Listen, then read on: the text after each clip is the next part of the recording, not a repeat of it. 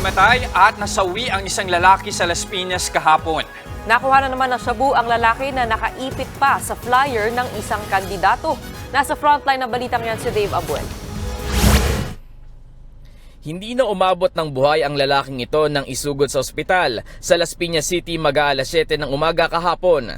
Ayon sa Las Piñas Police, bigla na lang nawala ng malay ang lalaki na kinilalang si Henry Uringo, 51 anyo sa may kahabaan ng Zapote Road. Bago nakilala, hinanapan muna ng ID ang pasyente sa ospital.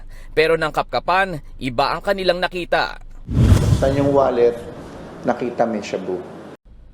Ang mas ikinabahala ng mga pulis, nakadikit ang mga sachet ng hinihinalang shabu sa flyers ng isang tumatakbong kagawad sa isang barangay sa Bacoor. 5 ito, 5 sachet din, lahat naka-tape dun sa likod.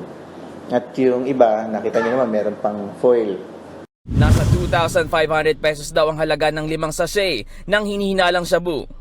Sa inisyal na investigasyon ng mga pulis, napag-alaman nilang dating tanod si Uringo. 2013 nagsimula yan sa Barangay Tanod. 2016 nung tinanggal because of his alleged involvement sa illegal drugs. Sa ngayon, blanco pa ang mga pulis sa mismong sanhi ng ikinamatay ni Uringo.